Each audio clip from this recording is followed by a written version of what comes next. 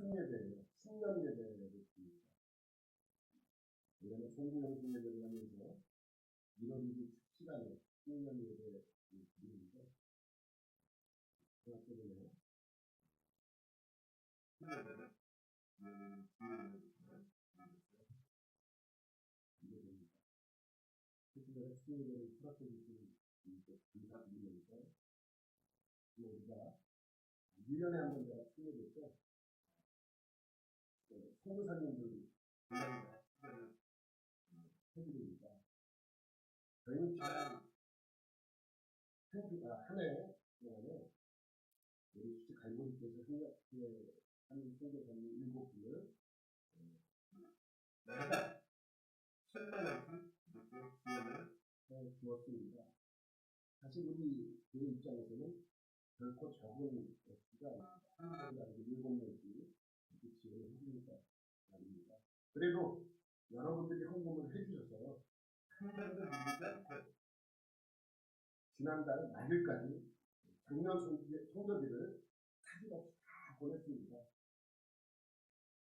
한국의 선교사님들은 한국 통장으로 보내면 돼요. 10만 원씩 보내면 되는데 문제는 라오스 턱라이 선교사님이 문제예요. 선교사님 자체가 문제가 아니라 돈 보내는 게 문제가 있습니다. 두 가지 문제가 있는데 뭐냐면 첫째는 통장이에요. 라오스라는 나라 자체가 외국에서 돈을 받을 수 있는 통장이 따로 있어요. 근데 이 턱라이 선교사님은 외국에서 뭐 돈을 잘 송금을 받는 그런 시골들이 있으니까 그 통장이 없을 뿐더러 그런 통장을 만들려면 그 시골에서 도시까지 나와야 돼요. 10시간씩 나와가지고 돈 찾으려고 하는 것도 문제고 또 그 통장을 만들어서 사용하는 것도 문제가 되기 때문에 이 통장이 참 문제가 되었습니다.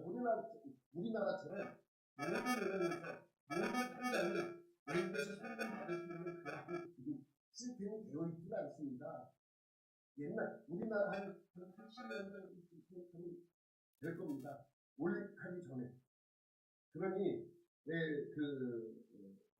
선교사님한테 돈 보내는 게 첫 번째 문제가 통장 문제였습니다. 두 번째는 뭐냐면 액수예요. 여러분 매달 10만 원씩 보내게 되지만 보낼 때마다 외국이니까 뭘로 보내야 돼요? 달러로 환전해서 보내야 됩니다. 그러면 매달 받는 돈이 일정하지 않아. 그죠? 환율이 올라가면 액수가 좀 적어지고 환율이 떨어지면 받는 금액이 좀 올라가고 이제 그렇게 되잖아요. 그건 그렇다 쳐요.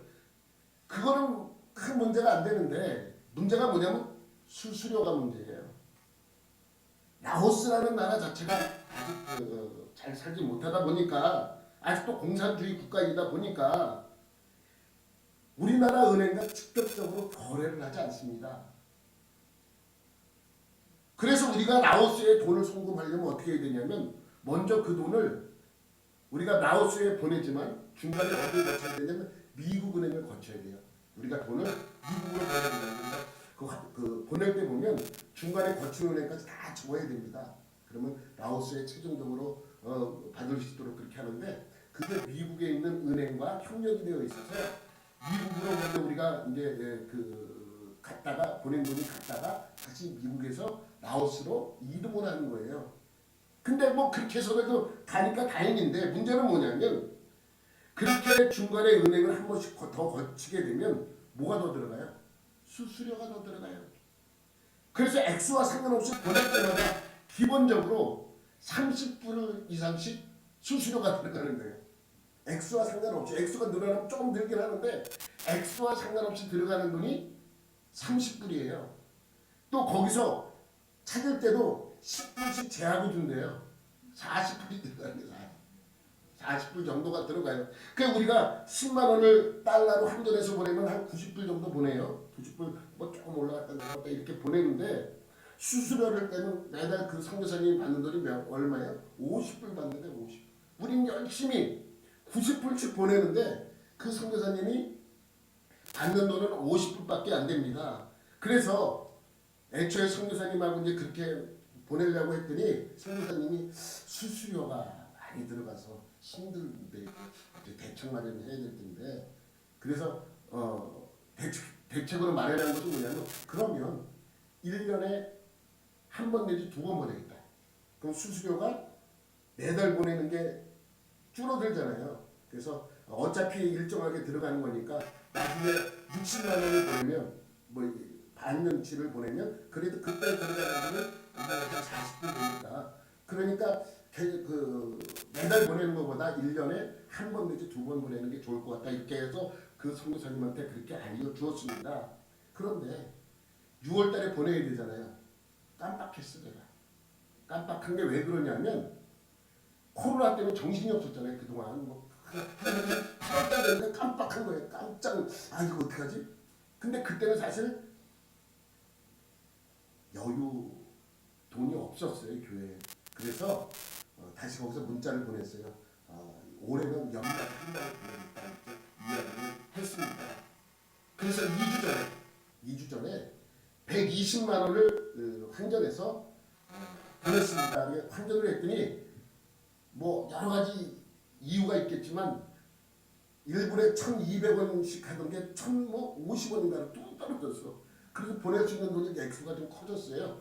그래서 1,050불 정도 내더라고요. 1,050불. 120만 원 환전을 했더니 1,050불 정도 돼요. 그래서 그렇게 1,100불을 채워서 보냈습니다.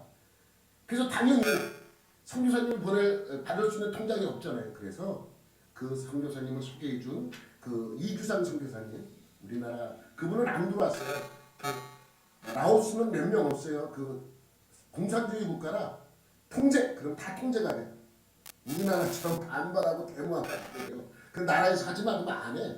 하면 큰일 나니까. 공산주의 국가가 그렇잖아요. 그래서 막을 수 있었던 일인데 그래서 막을 수 있었던 거예요. 하지 말고 안 해야 돼. 하면은 잡혀가요. 그래서 이 나라도 몇 명 안 돼. 100명, 여태까지 누적 환자가 100명도 안 돼요. 그래서 한번 터지면 통제를 해버리기 때문에 그래서 이규상 선교사님은 그냥 계시는데 좀 걱정이에요. 그래서 그 선교사님 통장으로 보냈습니다. 수수료도 저희가 다 부담했어요. 그래서 아마 한 130만 원 정도 가량 들어간 돈을 저희가 다 해서 보냈습니다. 어쨌든 지난주에 우리가 말일날 보내니까 나머지 선교사님들까지 전부 완납을 했습니다. 그래서 우리가 도와주는 선교사님들도 코로나19로 인해 들어와 계시는 분들이 대부분이죠. 그런데 이 문제가 뭐냐면 들어와 있다 보니까 다른 교회에서 선교사님 나가서 사역을 안 하시죠. 그러니까 나가서 사역할 동안 선교를 끊겠습니다 하는 교회들이 있대요. 어떻게 해요? 그분들이 들어오면 먹고도 살아야 되지 않습니까? 그걸 이유로 따지지 말고 보내줘야 되는데 또 우리 선교사님들이 안식년이 되면 겁난대요. 안식년 되면 성교비도 끊어. 그럼 그분들이 들어와서 어떻게 생활하고 어떻게 먹고 삽니까? 그래서 안식년 안 하는 분들도 많아요. 그냥 한 달 잠깐 들어와서 한두 달 이렇게 안식년을 보내고 가시는 분들이 많이 있습니다. 왜냐하면 한번 끊기면 다시 회복하기가 힘들어. 물론 이 교회들이 코로나 때문에 다 어렵잖아요. 이게 어려워졌고 그래서 그거를 대고 뭐 성교비를 끊는 분도 있대요. 여러분 교회에 문제가 생기면 제일 먼저 하는 게 성교비 끊는 거예요. 근데 저희는 교회 어려웠어도 성교비 안 끊고 제 날짜에 정확하게 다 지금까지 작년 12월 말까지 전부 다 보냈습니다. 여러분들이 기도해주고 홍보해준 덕분입니다. 그럼 여러분께서 그 선교사님들 근황 여러분에게 설명을 한번 드리겠습니다. 통나이 선교사님은 이규상 선교사님하고 자기 연락을 하고 하는데 작년에 한 번도 그 선교사님이 그 도심으로 나온 적이 없어요. 뭐 다 그 시끄럽잖아요. 뭐 지금 뭐 코로나 때문에 그러니까 아예 그냥 시골에서 그냥 있으면서 목회에만 전념하고 자기도 못 본 지 오래됐다고 이규상 선교사님 그렇게 말씀하시더라고요. 이제 돈 받으려면 나와야 돼. 그분이 아직 안 받은 것 같아요. 나오기가 어려워요. 왜냐하면 7시간 걸립니다. 비행기까지 나오려면 7시간이 걸리니까. 그래서 지난번에 갔을 때도 무료로 가자 그러더라고요. 그래서 그래도 아침에 일찍 몇 시에 떠나면 돼. 하루밖에 안 돼. 가는데 하루, 오는데 하루 이틀 잡아야 돼. 그래서 제가 그랬어요. 그럼 그 선교사님 보러 나오시잖아요. 그분도 좋아요. 왜냐면 나오면 한번 도시 구경하잖아요.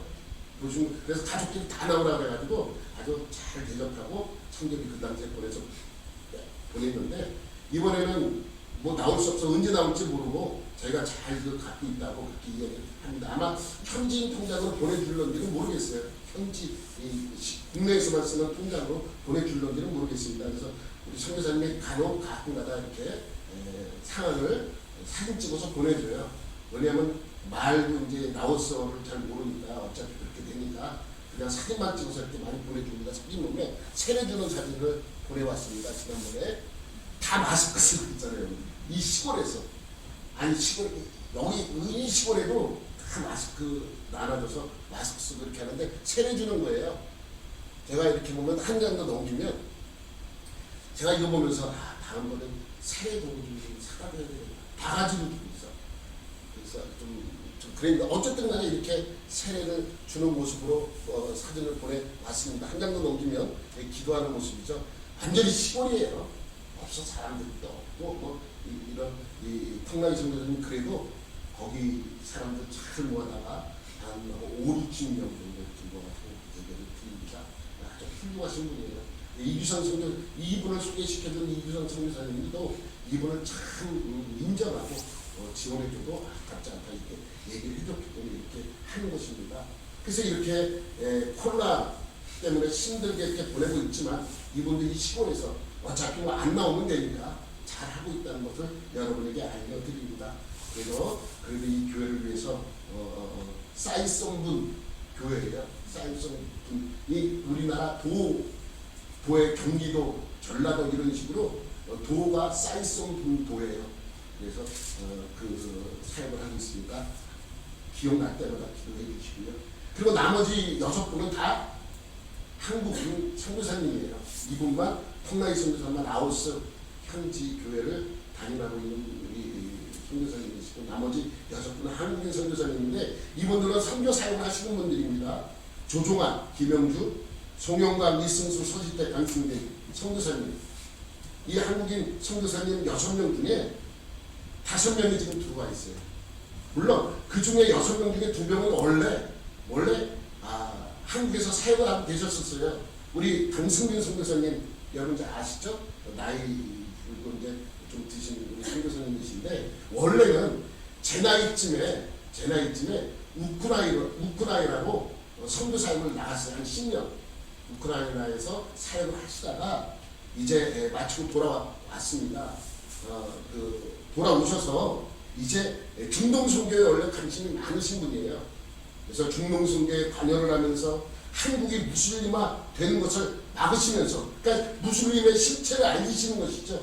그리고 지금도 무슬림을 위하여 선교를 하기 위해서 애쓰고 기도하시는 분입니다. 여러분, 무슬림들은요 이게 있어요. 제거 명단이 있어. 제거 명단. 이 나라에서 누구를 반드시 제거해야 된다. 그래서 테러를 그 사람들 중심으로 하는 거예요. 왜? 자기들에게 피해를 입힌다라는 그 이유 때문에. 그래서 이 강승빈 선교사님은 그들이 갖고 있는 제거 명단에 있어요. 그래서 지금 우리나라가 무슬림들이 테러를 안 일으키는데 전 인구의 1%만 되면 그때부터 테러를 일으키기 시작합니다. 유럽이 급해서 테러 당하는 거 아니에요. 계속해서 테러 당하잖아요. 그러면 테러를 하기 시작하면 제일 먼저 제거해야 할 대상 그 순번에 쭉 있는데 거기에 명단에 이름이 있다고. 그래서 저한테도 농담으로 나 언제 테러 당하면 그런 줄 알아 이렇게 이야기를 합니다. 그래서 아무래도 지금 나이가 있으시니까 70이 훨씬 넘으셨으니까 코로나 때문에 외부 사역을 지금은 좀 자제하고 있습니다. 여러분 강승빈 우리 선교사님 위해서 여러분 기도해 주시고요. 또 한국에서 사역하시는 분이 있었어요. 누구냐면 김용준 선교사님이에요. 여러분 김용준 선교사님 뭐 아시는 분도 있을 거예요. 우리 등치가 저보다 더 좋은 우리 선교사님인데 우리 살 좀 빼 그러면 그래요. 중국에서 사역해봐. 맨날 임진을 먹으니까 살찔 수밖에 없어. 사람들하고 상대를 하면 먹어야 되니까.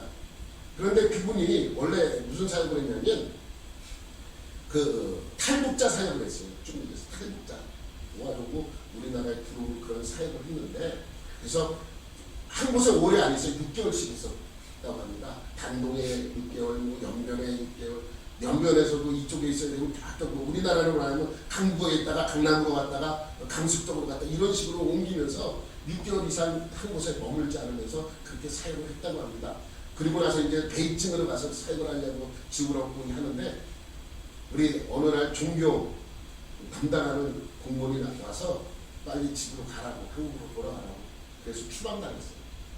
그게 한 2년 전이죠. 2018년 정도. 그래서 우리나라에 들어와서 지금은 우리나라에 들어가서 중국에 다시 나가려고 준비를 하고 있지만 그것이 이제 뭐 명단에 올라가 있기 때문에 쉽게 나갈 수 있는 그러한 상황이 아니기 때문에 지금 여기 들어와서는 유학생들, 원래 그 김홍준 선교사님이 CCC 출신이에요. 한국대학생 선교사, 선교회 소속이고 거기서 파송을 해서 그 선교사님 한 곳이거든요. 그래서 대학생에 대한 그 관심이 많으세요.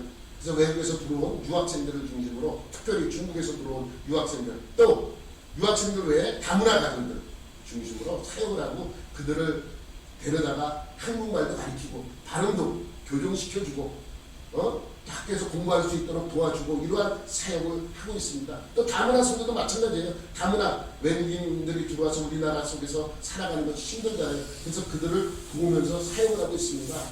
그래서 그들을 도우면서 잠깐 기독교를 소개해주는 사역이에요. 그럼 처음에는 되게 싫어한대요.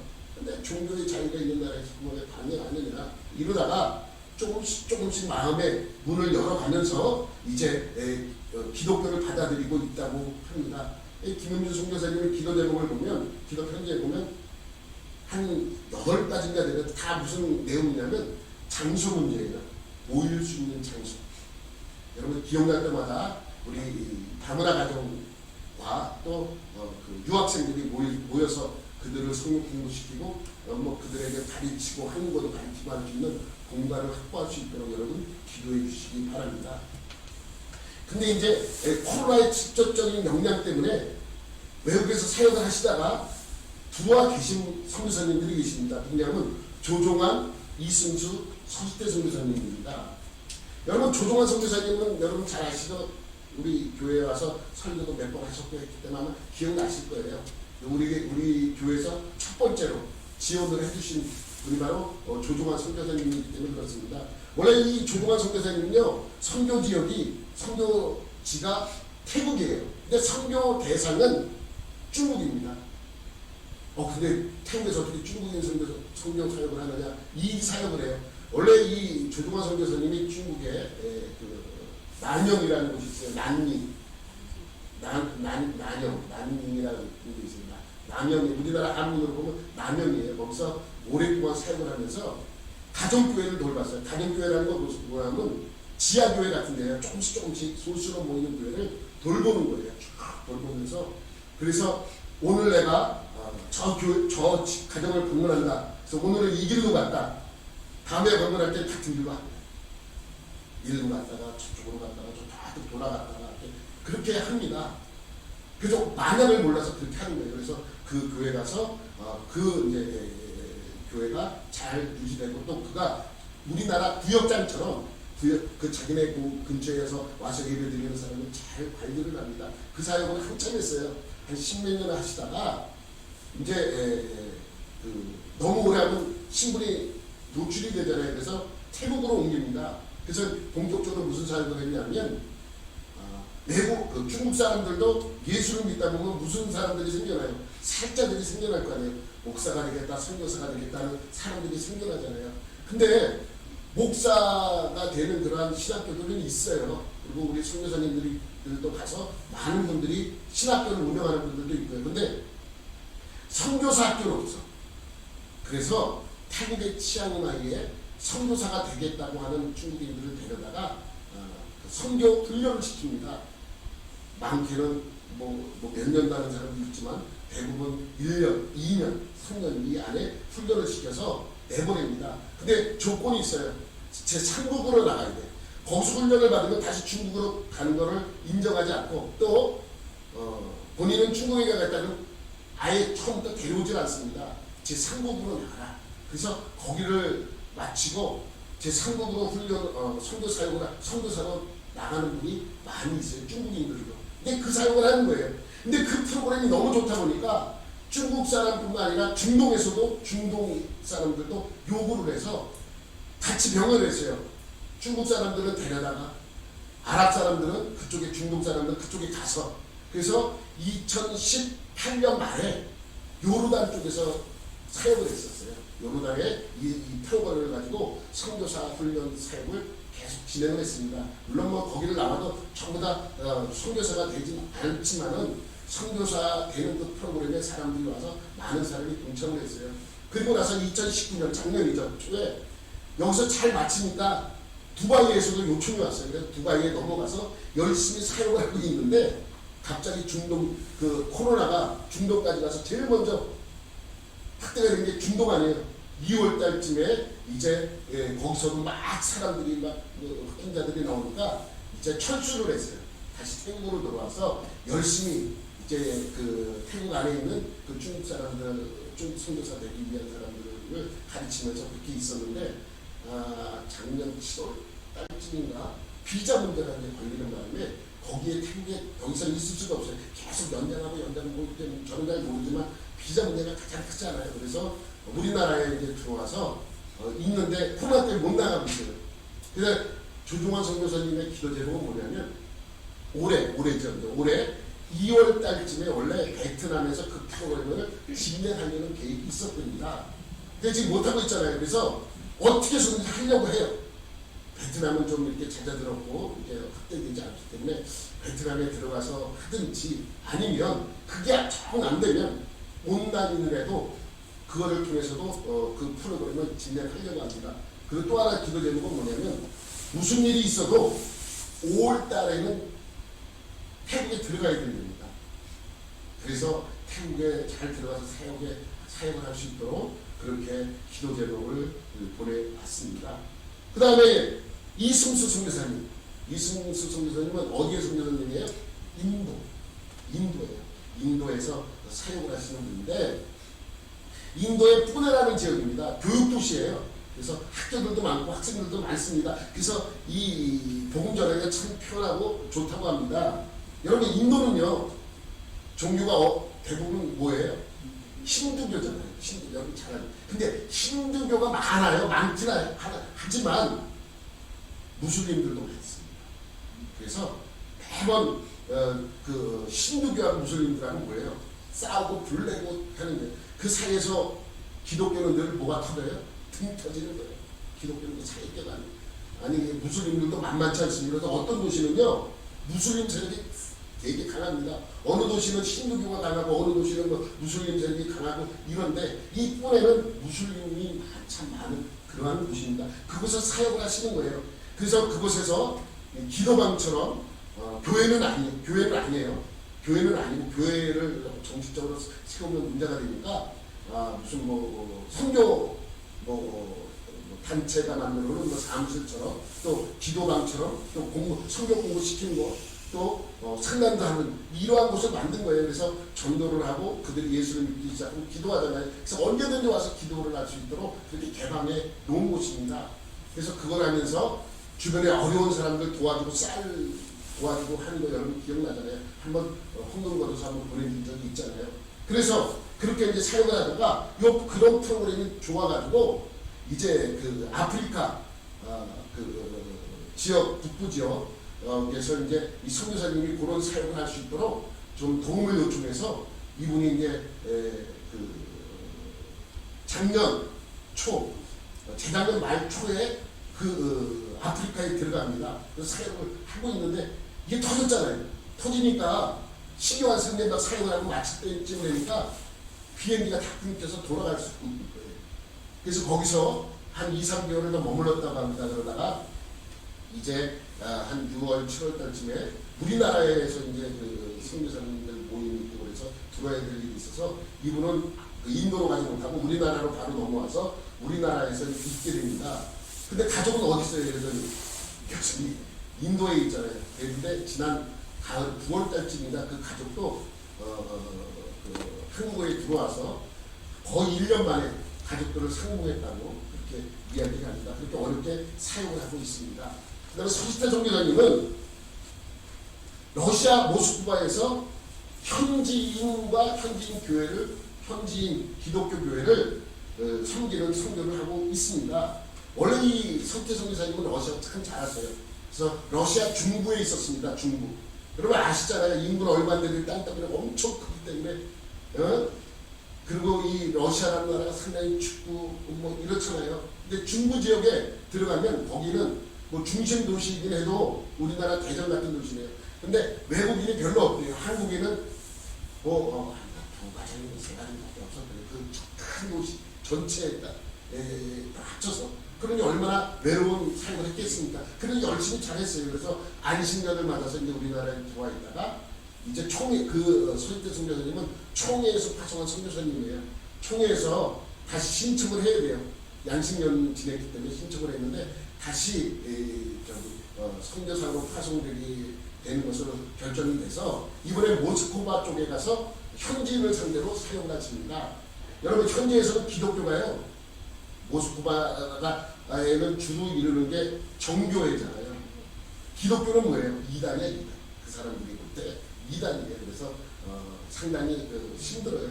매번 종교의 신부가 나와서 방송으로 연일 얘기하는 게 뭐냐면 기독교는 이단이라고 그거 가지고 계속 방송하는 게 계속 방송하는 게 힘들고 어렵답니다. 그 초기에 우리나라가 러시아 선교를 너무 무분별하게 해가지고 지금 더 힘들어진 그러한 상황이라고 그렇게 이야기를 합니다.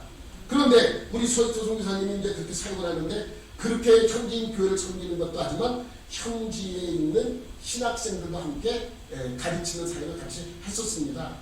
그런데 러시아도 갑자기 막 확진자들이 엄청나게 생겼잖아요. 그래서 총회본부에서 잠시 들어와 있어라 그래서 6월 달에 들어왔어요. 근데 사역을 놓을 수가 없잖아요. 그래서 온라인으로 신학생을 계속 가르치는 사역하고 온라인으로 이 예배 드릴 때 설교자가 없으면 온라인으로 여기서 설교를 하는 거기서 예배를 드리고 그렇게 하는 사역을 하고 있습니다. 그래서 빨리 이것이 전달해서 돌아갈 수 있도록 여러분 기도해 주시기 바랍니다. 여러분 조종환, 김영주, 이승수, 송용관 선교사님은 아직도 선교지에 있어요. 그러니까 우리가 도와주는 한국인 선교사 6명 중에 유일하게 그냥 현지에 계속 남아있는 선교사님은 송영광 선교사님 한 분이에요. 우리 송영광 선교사님은 본명 아니죠. 그래서 이름을 얘기해도 괜찮아요. 방송으로 이제 유튜브로 이제 기록이 되기 때문에 좀 조심스러운 부분도 있지만 이름을 달리 얘기하니까 상관은 없습니다. 본명에서 사용을 했어요. 그래서 대부분 실크로드라고 하는 그 소수민족들을 사는 그곳에 올라가서 사역을 계속 합니다. 1년에도 100번씩 올라가가지고 그들을 돌보면서 그들에게 복음을 전파하고 그들에게 신앙이 유지될 수 있도록 계속 관리해 주는 분이 송영광 선교사님입니다. 그런데 그분이 이제 이분은 편지를 쓰면 A4 용지로 한 7, 8장, 10장씩 보내요. 보면 원래 그렇게 예전 학교 다닐 때부터 그 쓰는 거에 은사를 받은 분이에요. 성지순례를 갔더니 성지순례 다니는 전부 다 글로 책자를 만들어서 우리에게 놀아주었던 그러한 성이거든요. 참 그 내용이 참 귀합니다. 근데 그분이 편지 내용을 내가 여러분에게 잠시 읽어드릴게요. 지난해 말, 그러니까 2018년도 말이에요. 그러니까 작년 12월 달에 온 거니까 지난해 말 코로나가 발생하기 이전만 하여도 갑작스러운 공안의 방문이 있으면 상당히 두려웠다. 2020년에는 남아있는 선교사들을 모두 내보낼 것이라는 이야기도 있었기에 2018년 12월 이곳 봄의 도시에서만 200여 명의 선교사들이 2주 사이에 내보냄을 추방당하는 상황에서 경험한 심적 공황은 2019년도 한 해 동안 긴장과 압박받은 시간을 지내며 택배원들과 같은 낯선 이의 방문, 또 잘못 누른 초인종, 저장되지 않은 번호의 문자와 전화에도 놀라곤 하였다. 하지만 올 초 2020 2020년 작년이에요. 올 초에 발생한 코로나 상황은 잠시뿐일지라도 그러한 긴장과 압박에서 잠시나마 자유와 평안을 누릴 수 있도록 하게 하니 은혜가 되기도 한다. 2018년 2월 신종교조례가, 이 신종교조례가 뭐냐면 기독교인이 이렇게 다른 종교인에게 외국인들이 전하고 하는 걸 못하게 하는 것입니다. 중국 사람들이 시행된 이후에 닫혀진 길이지만 그래도 주께서 열어주시는 은혜를 따라 찾아갔던 티벳 마을 사역 이후 멈추어진 지난 10개월 동안 10년 목회한 것처럼 말씀 안에서 살게 하심이 은혜였다. 아침에 눈 떠서 매일 새벽 2시까지 그 말씀 속에서 벗어나올 수 없었다.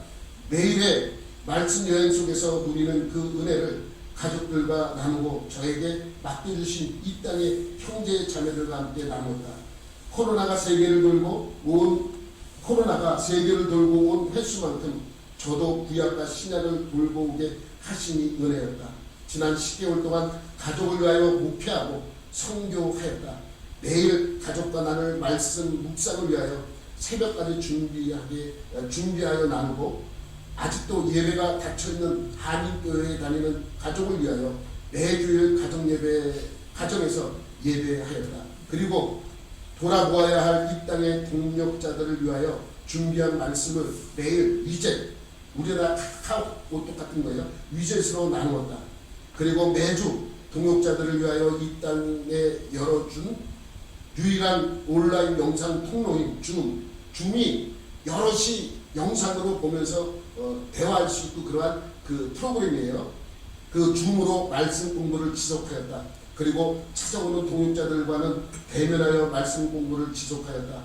한 가족을 위하여 2개월 동안 말씀 공부하는 시간도 은혜였다. 오랜만에 먼 길 찾다가 가정교회 신학교를 섬기도록 하심도 은혜였다. 지난 10개월은 그렇게 말씀으로 일하시는 하나님을 만나고 누리고 나눌 수 있었던 은혜의 시간이었음에 감사한다.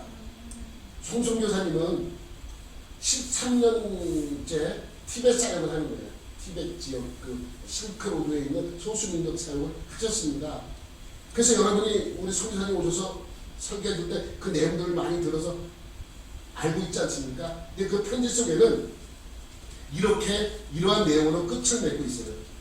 2020년 마지막 남은 선교사들까지 모두 강제 출국시키겠다는 계획은 코로나 역경으로 잠시 멈추었다. 그럼 원래 중국 사람들의 계획이 2020년까지는 선교사로 들어온 사람들을 전부 뭐예요? 추방시키겠다. 그래서 2018년 19년도에 엄청나게 추방당했잖아요. 3분의 2가 추방당해서 중국으로 나가 있는 선교사님. 근데 코로나 때문에 추방하는 그런 것이 계획이 틀어졌잖아요. 그래서 그 얘기인 거예요. 하지만 2021년에는 더 어려운 시간을 보내야 할 것 같다. 이제는 소그룹으로 흩어진 가정교회도 근절시키겠다며 각 아파트, 각 마을마다 종교 담당 요원을 두어서 상자에 등록되지 않은 가정교회와 인도자를 신고하게 하고 법적 조치를 하겠다고 한다. 이제 가정교회는 더 작은 수로의 흩어짐을 강요받고 있는 것이 이 땅의 현실이다. 2011년 아직도 멈출 줄 모르는 하나님을 향한 그들의 도전과 대적이 어쩌면 아직도 멈추지 않는 역경과 혼란스러움의 이유일지도 모른다. 지금 이곳은 모든 것이 다른 세상보다 잘 해결되고 있는 듯 하지만 어쩌면 그것은 하나님의 손이 준비한 그 끝을 향한 마지막 기회일지도 모른다. 어서 속히 이 혼란스러움과 역경을 멈춰야 할 하나님의 손이 하나님의 일을 이루시기를 소망해 본다. 이러면서 마쳤습니다. 여러분, 사실 우리 7명의 선교사님들의 지금 사역의 근황과 모든 모습을 여러분에게 짤막하게 소개를 해 드렸습니다. 우리 선교사님들의 공통점 다 어렵다. 산 넘어 산이다. 지금 우리 선교사님들에게 가장 필요한 것이 바로 이 어려움을 잘 견딜 수 있는 믿음입니다. 또 그것을 극복할 수 있는 신앙입니다. 잘못하면 이럴 수 있잖아요. 그런 것 때문에 이 선교사님들은 상당히 힘들고 어려운 시간을 보내고 있는 것이죠. 그래서 저는 내년도 표를 견뎌내라. 견뎌내라. 저 뭐예요? 태풍이 몰아쳐도 꿋꿋이 버티는 저 등대와 같이 견뎌내는 거예요. 근데 왜 이거를 정했느냐? 제가 지난주에 말씀드렸잖아요. 이건 하나님의 음성으로 들어요. 음성입니다. 여러분, 저도 지난주에 말씀드렸지만 짤막하게 여러분의 간증을 드렸지만 우리 교회 또한 작년에 얼마나 어려웠습니까? 뭐 우리 성도도 많지 않은 이러한 상황에서 재작년 말에 2018년 말에 우한에서 중국 우한에서 코로나가 시작되었잖아요. 그러면서 우리나라에 와서 2월 달에는 이것이 신천지 사태 때문에 엄청나게 사람들이 확진자들이 생겼었습니다. 근데 신천지에서 생긴 그것 때문에 그 표적이 모든 교회가 된 거예요. 이 땅에 이단 때문에 우리 교회가 피해를 입게 된 것이죠. 그러면서 3월부터는 국가가 모든 책임이 교회에 있는 것처럼 교회를 압박하고 핍박했습니다. 그래서 성도들이 코로나로 인해 교회에 나오지 않는 성도들이 생겨나기 시작했잖아요. 여러분, 저도 나오라고 소리 못하겠더라고요. 본인의 믿음인데 나오라고 해서 나중에 무슨 문제 생기면 모든 책임을 제가 져야 하기 때문에 그렇습니다. 그래서 나오시는 분들도 집에서 온라인으로 다른 게 그때는 우리 교회가 이것을 할 때가 아니니까 그래서 그 온라인으로 영상으로 예배 드릴 수 있는 것을 예배 드리라 이렇게 말씀을 드렸습니다. 근데 4월부터는 본격적으로 교회에서 예배를 금지하는 집합 금지 명령이 내려옵니다. 아니 가뜩이나 성도가 줄었는데 더 어떻게 예배를 드리지 말라고 하는 거죠. 예배를 드리지 말라는 거예요. 그러니까 온라인으로 방송하라는 거예요. 그렇게 더 힘들어집니다. 성도들이 진짜 어떻게 됩니까? 헌금도 줄어요. 그러니까 교회 운영하는 게 너무너무 힘들어집니다. 여러분, 지금에서 얘기했지만 우리 가족들은 알아요. 가족들은 제가 교회 접으려고 했어요. 저기 뒤에 앉아가지고 우리 가족들 모아놓고 제가 난 접고 싶다 이렇게 얘기했어요. 정말이에요. 전 접고 싶다. 이게 운영하기도 힘들고 어렵고 힘들고 지금 이 상황에서 교회 유지할 수 있을까는 걱정이다. 그래서 여러 가지 마음적으로 내가 힘드니까 넌 좀 접고 싶다. 되게 찬성하는 사람은 저밖에 없어. 나머지는 다 얘기를 안 해요. 하지 말라고 안 되는 거예요. 그래서 견딜 때까지 견뎌보자. 지금 어떻게 견디냐 이 상황에서 어떻게 예배를 드리지 못하게 했는데 그렇게 얘기를 했었습니다. 그래서 반대해서 그러면은 마음에는 못마땅하지만 그럼 그래 보자 이렇게 이제 하면서 다시 한번 하기로 했습니다. 그런데 그렇게 마음 잡고 하려고 그러는데 어춘데 덕친격으로 5월달에 공문이 하나 날라옵니다. 저 식당으로 철거하라. 속상한 거예요. 저 철거해야 된다고 그렇게 공문이 날라옵니다. 마음적으로 얼마나 힘들었는지 모릅니다. 그래서 속으로 내가 그만둔다 그랬는데 왜 다들 말려가지고 이걸 할게 하나 이런 생각도 했었습니다. 그러니까 교회에서 계속 하는다고 철거를 해야 되잖아요. 그래서 철거하려면 조금 시간이 있으니까 열심히 그래도 헌금이 안 들어오지만 우리 전략해가지고 돈을 좀 마련해보자. 내가 1년 동안 여러분 그렇게 힘들고 어려워도 여러분에게 헌금 요청한 적도 없고 헌금 해달라고 한 적도 없습니다. 한 번도 없어요. 그죠? 정말 어려워도 여러분에게 요청하지도 또 도움을 구하지도 않았습니다. 결국 하나님이 도와주시는 거니까요. 그래서 긴축재정, 나 혼자 긴축재정이에요. 그래서 점심 때 뭐 갔다 라면만 먹었어요. 정말 라면만 먹었어요. 누가 그러더라고요. 누가 우리 아니죠. 라면만 먹는다 다른 것도 먹으라고. 다른 거 먹으면 속으로 돈 들어가니까 안 먹지. 진짜예요. 라면은 그거 1,000원도 안 되는 돈으로 라면 한 끼 때울 수 있잖아요. 뭐 사람이 살아가는데 얼마나 유용한 양식인지 모르겠습니다. 그때 돈 그렇게 아끼면서 다른 것도 긴축재정하면서 그렇게 보냈습니다. 그리고 저도 있는 돈 다 해가지고 보니까 한 500만 원 되더라고요. 그래서 야 500만 원 모았다. 그렇게 하는데 6월 말쯤 되니까 에어컨이 고장난 거예요. 아니 돈 들어갈 때도 많은데 에어컨이 고장나는데 에어컨 안 갈 수가 없잖아요. 여기 히타와 에어컨 되는 것이 오로지 요 하나 여러분 다 되는데 당장 이제 7월 달부터 되면은 7월 좀 넘어가면 이제 더워지기 시작하면 에어컨 틀어야 되는데 에어컨을 해야 돼요. 그래서 에어컨 하는 사람한테 알아보니까 이 2대 하는데 한 750 정도 들어가요. 750 정도 들어갑니다. 그래서 어떻게 에어컨을 해야지. 그래서 에어컨 2대를 갈게 됩니다. 그래서 7월 초에 에어컨 2대를 여기다 설치를 했어요. 750. 저는 얼마밖에 없어요. 500밖에 없습니다. 그래서 나머지는 대출 좀 받아야 되니까 이렇게 생각하고 있는데 송도 환경이 300만 원을 헌금했어요. 헌금을 해서 그래서 에어컨을 달 수 있었어요.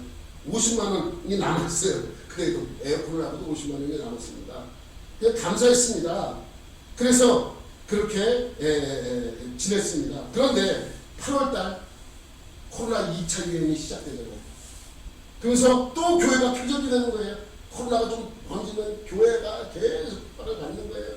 그래서 더 힘들어지고 어려워진다. 이번에는 그냥 집합 금지 명령만 아니라 사람까지 나와 공무원이 나와서 체크를 하고 자기네들은 아무 상관도 없는데 와가지고 막 지적을 하는 거예요. 그 지적하면 안 돼요. 와가지고 우리가 불법을 해가고 있으면 그것을 체크해서 가서 공식적으로 이 교회에 예배 드리지 못하도록 공식으로 그렇게 나와야지. 자기네들이 무슨 완장창 것처럼 이건 저것처럼 배우고 막 주먹 날아가고 싶더라고요. 정말 그냥 귀싸대기한테 때리고 싶은 그런 마음이 여기까지 생겼었어. 욕도 나올 뻔했어. 얼마나 자기네들은 체크만 하고 가는 거예요. 이 사람들은 지금 법을 지키지 않고 있다고 체크해 가서 정식으로 공무원으로 이 교회에 제재를 가야지. 자기네가 무슨 이 지지를 하지 못하도록 하는 건 말이 안 되는 것입니다. 그런데 그렇게 사람이 나와서 그렇게 하고 힘들어지는데 9월달에 뭐냐고 또 공문이 나왔어요. 10월 말까지 완전히 철거하라. 철거를 안 하면 벌금이 2,300만 원 벌금을 내야 됩니다. 돈이 없어요. 아무것도 없어. 헌금도 더 줄고 있는데 뭐가 있어요. 근데 공사를 안 할 수 없잖아. 안 하면 어쨌든 간에 벌금을 물어야 되니까. 그래서 우리 동서가 인테리어를 하기 때문에 부랴부랴 좀 불러가지고 이 공사를 좀 부탁을 드렸어요. 저기를 타고 원래 저기가 우리 거예요. 저기 실내인데 복도로 썼던 거를 나가지고 그 다음에 원래 저기 유리로 달라고 그랬던 데를 저 벽으로 하려고 했어요. 벽으로 해서 저쪽에 유리 창문만 내가지고 예배를 저쪽에서 드릴 수 있도록 그렇게 만들어 달라고 그렇게 얘기를 했습니다. 얼마 정도 나오겠냐 했더니 철거까지 해가지고 한 1,000만 원 나올 것 같다고. 최대한 자기가 한번 그 자기는 비용 안 받았어요. 사람 쓰고 이런 거를 원가만 계산해서 교회에서 지불하고 그렇게 한 거예요. 1,000만 원 들어간다. 그래서 그래 1,000만 원 융자 받아가지고 일단 해야지 이렇게 하는데 저기다가 벽을 설치하면 답답할 것 같아요. 도저히 안 되겠어요. 그래서 중간에 저거를 홀딩도어라고 유리로 된 거로 바꿨습니다. 그러니까 그만큼 더 추가가 되는 거예요. 저거를 하니까 저거만 700만 원이야. 그러니까 돈이 얼마가 필요해요? 1,700만 원이 필요한 거예요. 나중에 계산을 다 이제 종합적으로 해보니까 1,650 정도 들어갔어요. 1,000만 원 들어간다는 거가 철까지 전부 해가지고 950 정도 들어갔고 여기 700만 원이니까 1,650이 들어갔습니다. 그래서 저는 여러분에게 한 번도 헌금 해달라 수리 헌금 요청한 적이 없습니다. 그런데 성도님들이 교회 어려운 거 아니까 조금 헌금을 해줍니다. 어떤 분이 500만 원 해주고 어떤 분이 300만 원 해주고 어떤 분이 100만 원 해주고 이렇게 하다 보니까 1,000만 원이 들어왔어요. 1,000만 원이 딱 들어왔어요. 근데 내가 이거는 좀 간증을 해야 돼.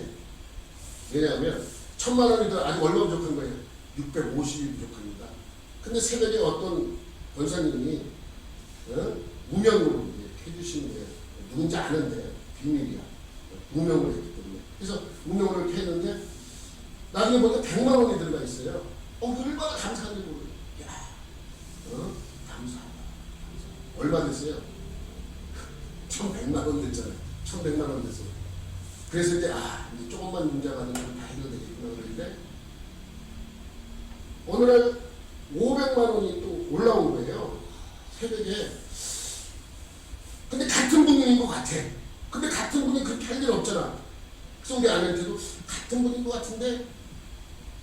다른 분들이 이분이 지난번에 100만 원 해준 분이 500만 원 이거 알고 보니까 그런 거예요. 뭐냐면 이 권사님이 우리 교회를 위해서 500만 원, 그러니까 공사하기 전에 그랬었나 봐요. 난 들은 얘기, 거쳐서 들은 얘기예요. 100% 정확한 거는 모르겠는데 이렇게 거쳐서 들었기 때문에 그래서 그 자기네 이제 집이 어떻게 좀 해결되고 이렇게 되면 500만 원을 헌금해야 되겠다 이렇게 생각을 하고 있었대요. 그런데 이제 다 해결되고 그랬는데 사람의 마음이라는 그렇잖아요. 일단 100만 원만 해보자 이렇게 된 거예요. 100만 원이 올라온 거예요. 근데 100만 원 한 부자한테 아프셨대. 되게 아프셨대. 그래서 회개를 하시고 다시 헌금을 하신 거예요. 그럼 저 같으면 그냥 400만 원만 할 거야. 왜? 500만 원 약속했으니까 400만 원만 하면 되잖아요. 100만 원 했으니까. 근데 400만 원을 하려니까 좀 죄송스럽게 하는 게 그래서 500만 원 다시 채워서 500만 원을 다시 한 거예요. 그러니까 합쳐서 600만 원을 하신 거예요. 얼마가 됐어요? 1,600만 원이 된 거예요. 1,600만 원. 봉사비 얼마예요? 1,650만 원. 얼마가 들어왔어요? 1,600만 원. 얼마가 부족해요? 50만 원. 하나님께 기도했어요. 하나님 아직도 50만 원 부족합니다. 이렇게 기도했더니 뭐라 그러시는지 아세요? 야 에어컨하고 50만 원 남았잖아.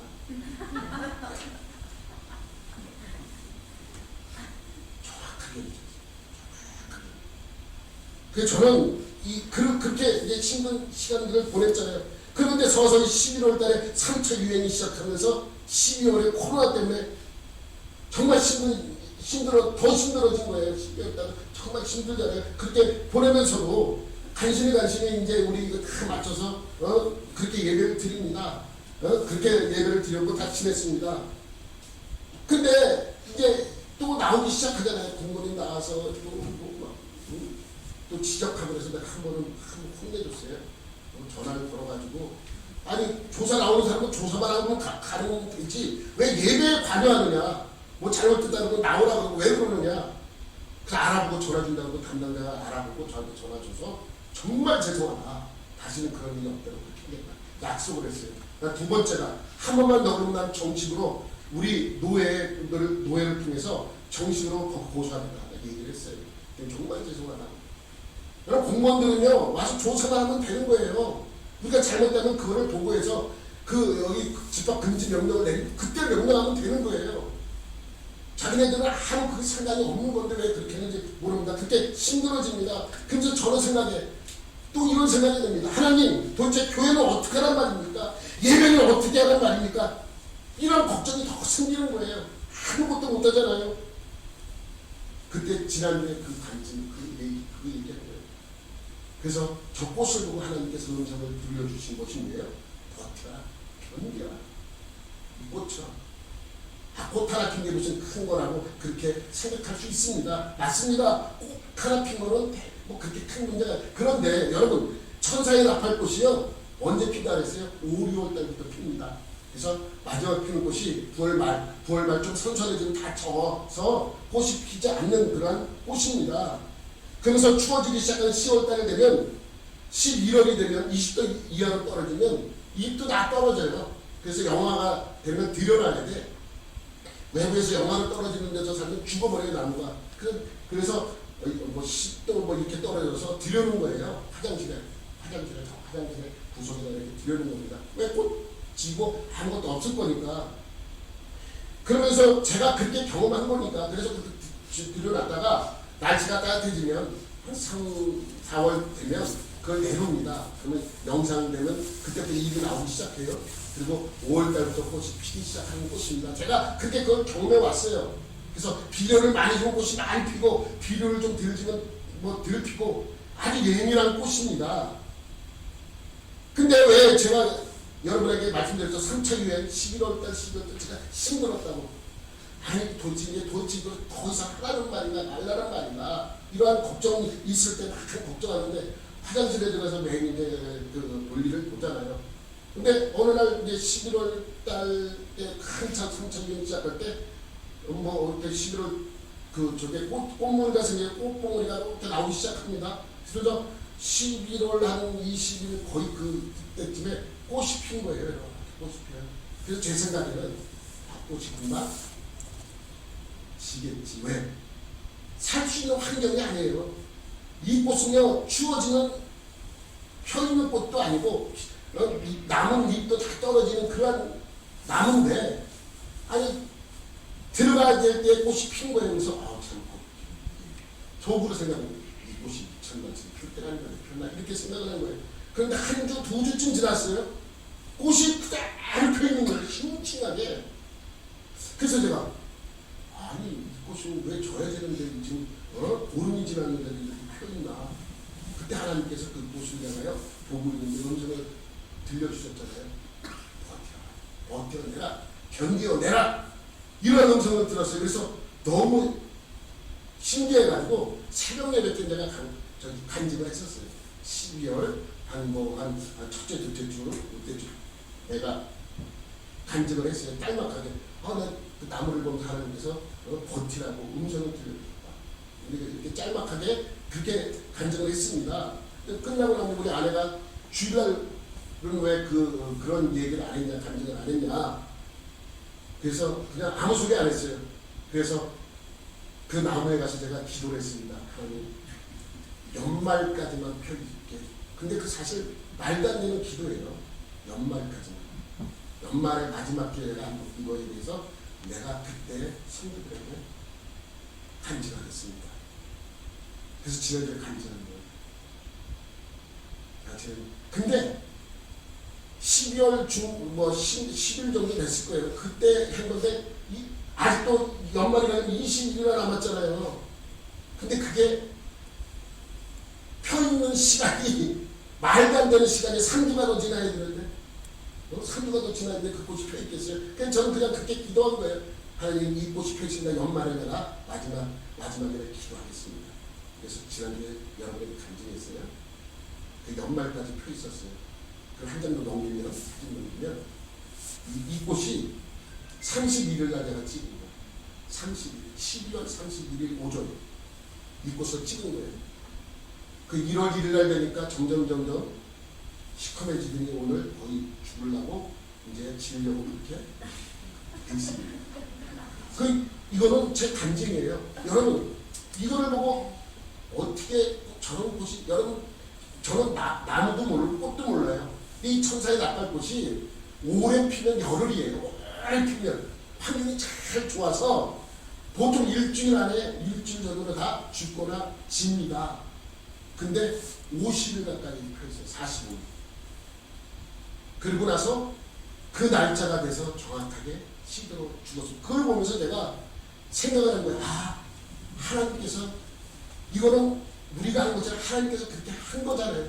여러분, 우리가 버티는 것도 내가 버티는 게 아니잖아요. 누가 버티게 해요? 하나님이 버티게 해 주셔야 합니다. 그래서 우리는 이 꽃처럼 버텨야 되고 견뎌내야 합니다. 여러분, 그래서 제가 내년도 표를 견뎌내라. 좀 촌스럽죠? 그치만 이 말씀 간증입니다. 견뎌내라. 근데 하나님 말씀도 같이 주셨어요. 야고보서 1장 12절 같습니다. 똑같습니다. 우리 하나님 시작. 시험을 참는 자는 복이 있나니 이는 시련을 견뎌낸 자가 주께서 자기를 사랑하는 자들에게 약속하신 생명의 멸관을 얻을 것이기 때문이다. 여러분, 견뎌낸 자만이 생명의 멸관을 얻습니다. 끝까지 버텨낸 자만이 생명의 멸관이 준비되어 있습니다. 그래서 내년도 표현은 뭐예요? 견뎌내자. 견뎌내자. 교회도 견뎌내고 저도 견뎌내고 여러분들도 견뎌내야 합니다. 여러분, 어떤 일이 있어도 견뎌내십시오. 왜냐하면 생명의 멸관이 준비되어 있기 때문입니다. 여러분, 가정이 힘들고 어려운 일이 있어도 견뎌내십시오. 견뎌내는 것도 신앙이고 믿음입니다. 그러면 우리에게 준비되어 있는 것은 오로지 생명의 멸관 밖에 없습니다. 2021년에는 모든 어려움과 고난을 잘 견뎌내어서 하나님이 주시는 놀라운 은혜의 선물이 생명의 멸관을 얻어내는 하나가 되시기를 예수님의 이름으로 축원합니다. 하나님 아버지 감사합니다. 2020년 참 힘들고 어렵습니다. 2021년도 어려운 한 해가 될 것입니다. 그러나 잘 이겨내고 극복하는 견뎌내는 한 해가 되게 하여 주옵소서. 우리에게 그러한 은혜와 믿음과 신앙을 허락하여 주옵소서. 모든 것 감사드리며 예수님의 이름으로 기도드립니다. 아멘.